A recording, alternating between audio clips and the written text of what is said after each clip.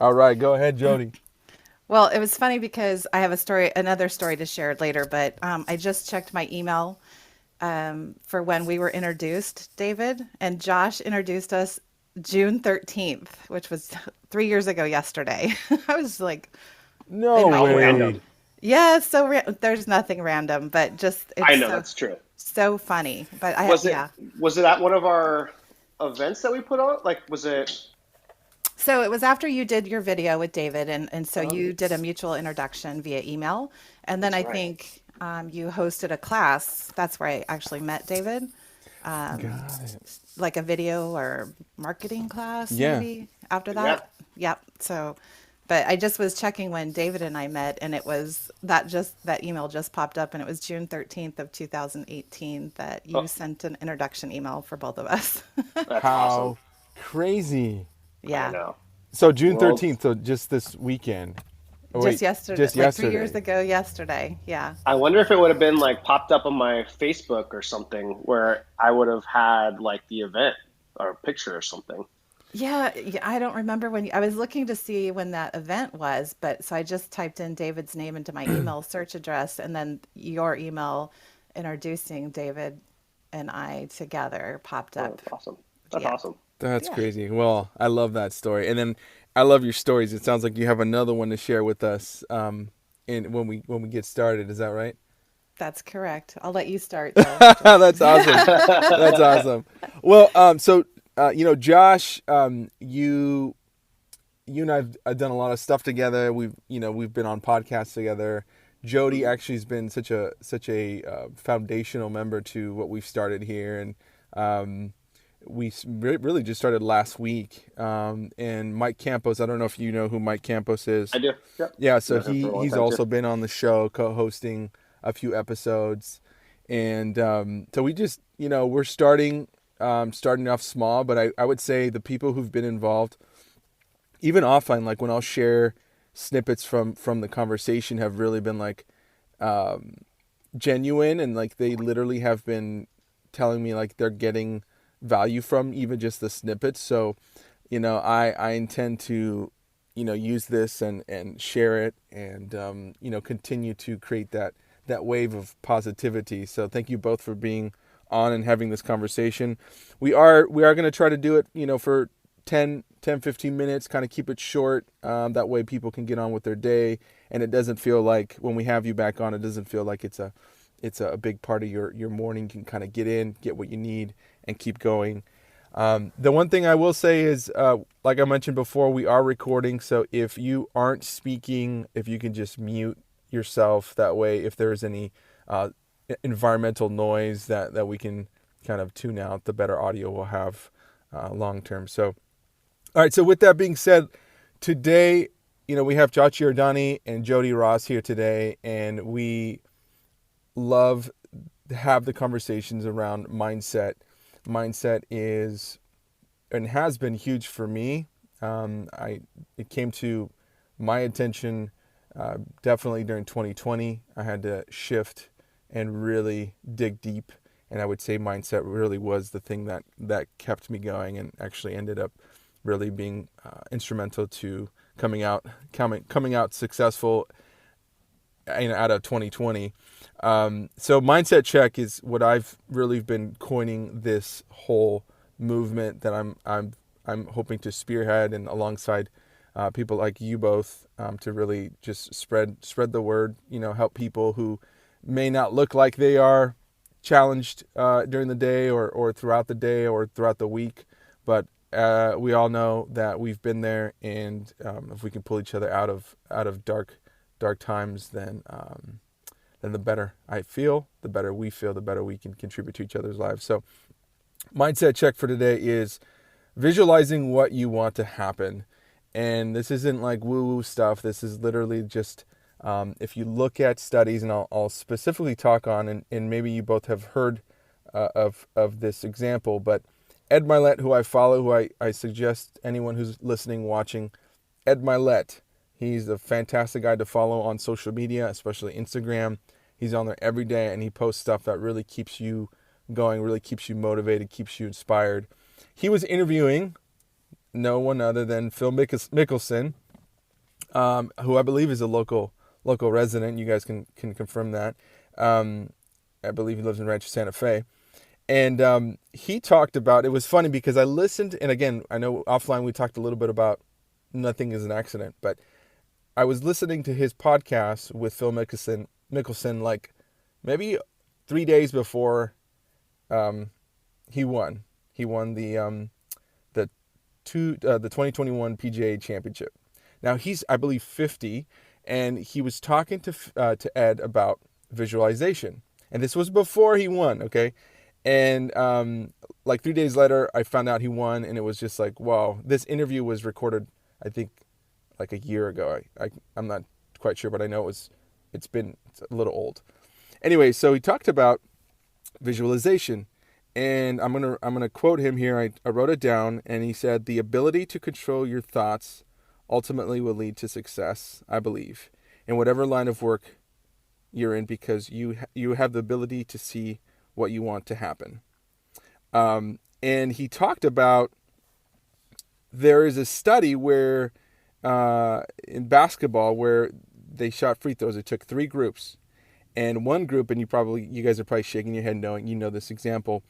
One group just practiced every day for a week, physically just shot and practice. Another group just visualized, and they didn't even actually physically shoot a free throw. The third group did both.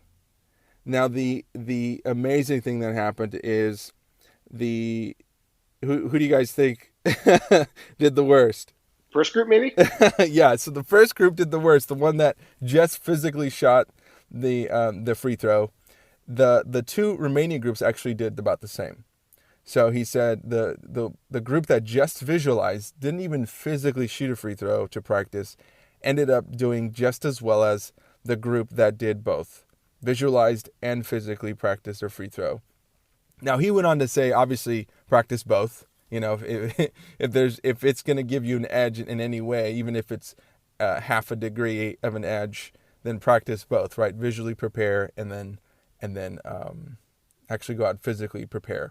Now we're not pro athletes, at least I'm not. So the way I apply this to my life is I go through my day the way I think the person who I want to become, that pro entrepreneur, that pro whatever, what have you, would physically go through their day. But then I visualize my day going the way I want to in my life. And another quote that he said is, visualizing and mental preparation is every bit as effective as physical preparation. When you visualize perfection. You visualize hitting the shot the way you want to. It's a powerful tool, and you really have to perform it with physical practice as well. So anyway, guys, like I said, mental diet, that's how I'm applying this, physically going through my day, weeding out the thoughts I want and don't want, seeing my day go the way I want it to.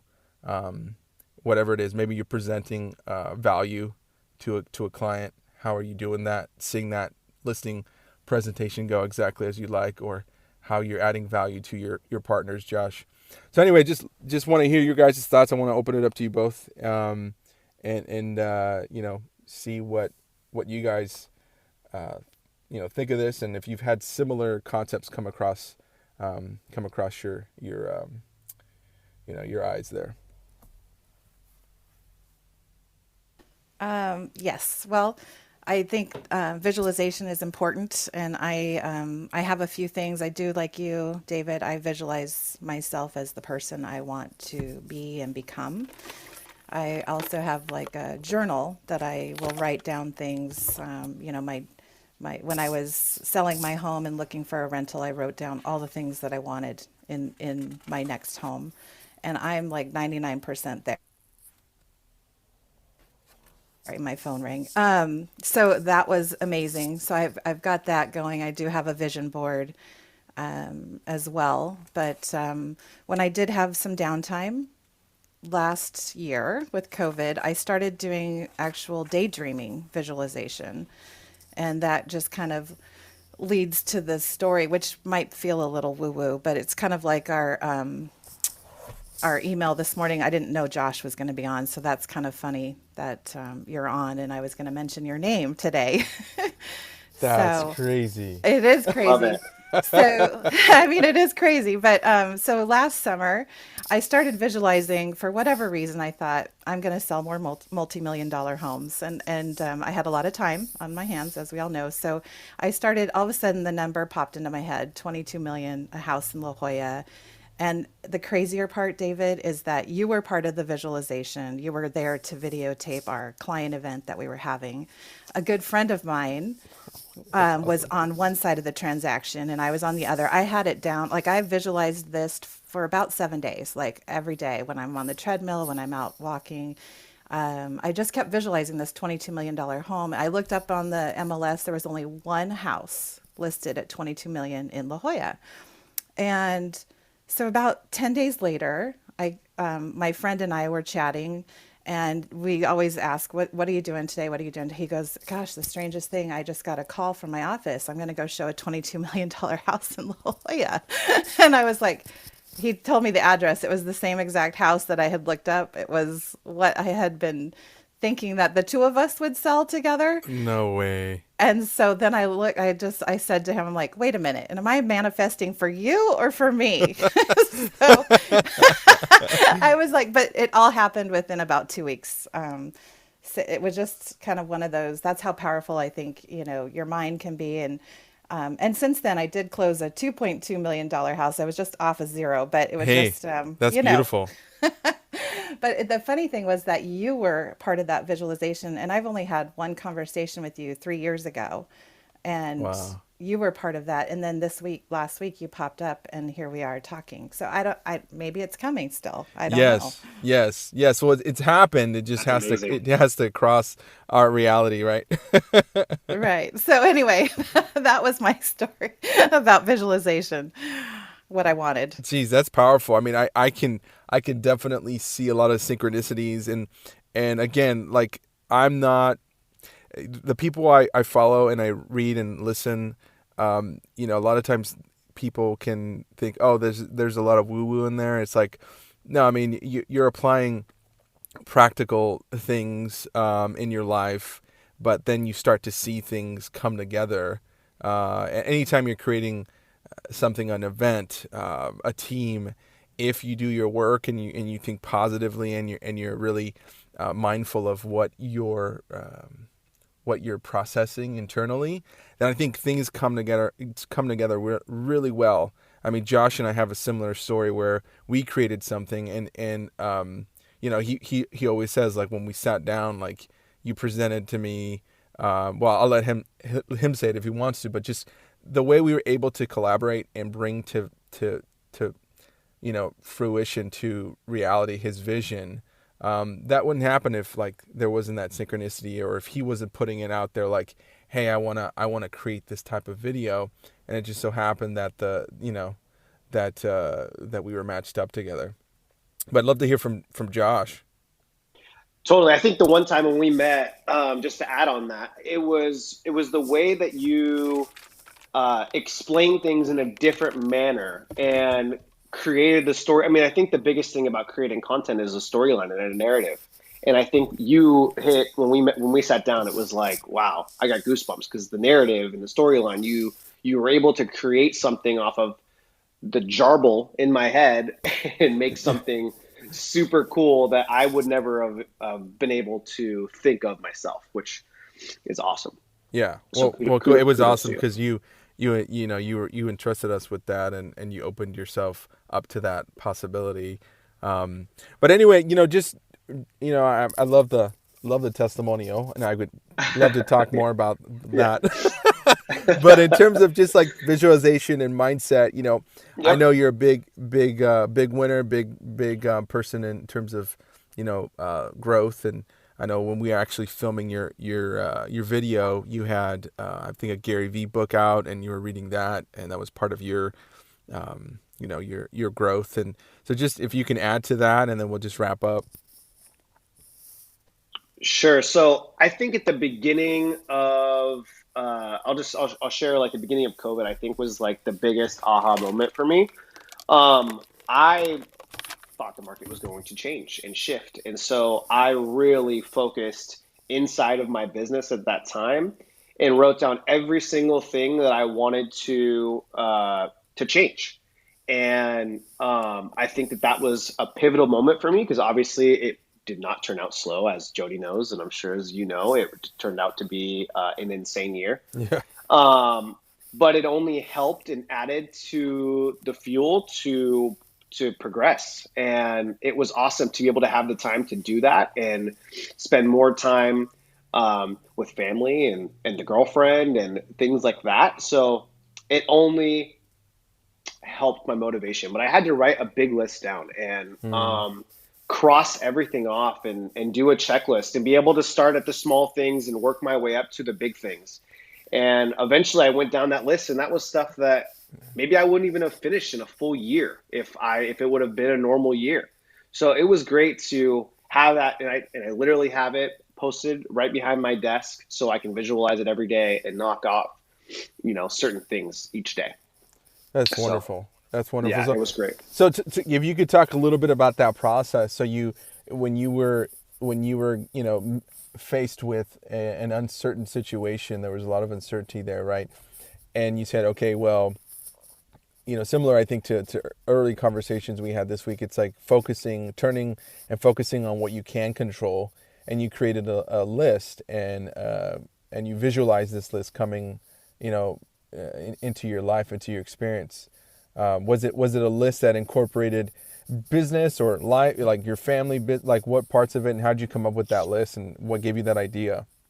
Yeah, it was all of it. It was personal, it was financial, it was um, and then of course it was business as well. I think one of the things on the business side, it was how do I stay in front of people and still stay relevant without bugging people and not seeing people in person anymore.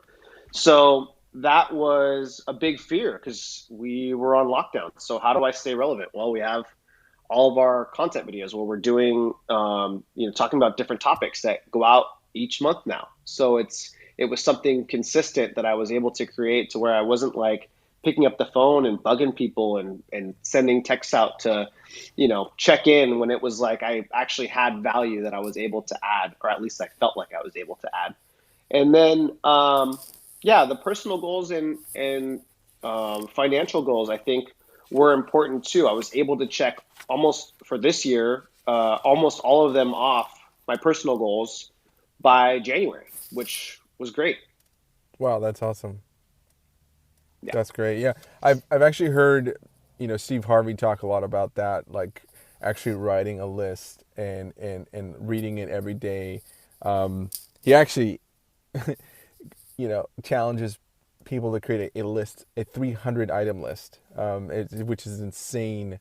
Which I'm up to. I think I'm up to 100 now, and I try to read that, every day, every morning, every night, because again, what you're thinking about is where you're guiding, you're guiding your life. And I love that you have that list, because it's definitely helping navigate, and it helped obviously you navigate through some really tough times. So that's awesome.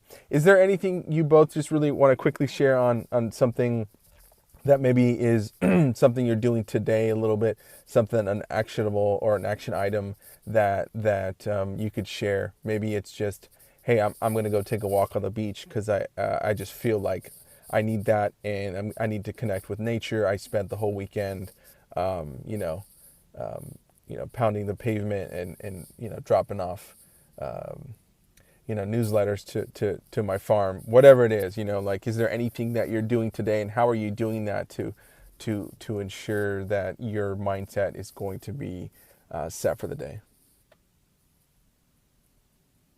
Well, I already got on the treadmill this morning. I read a few chapters in some books.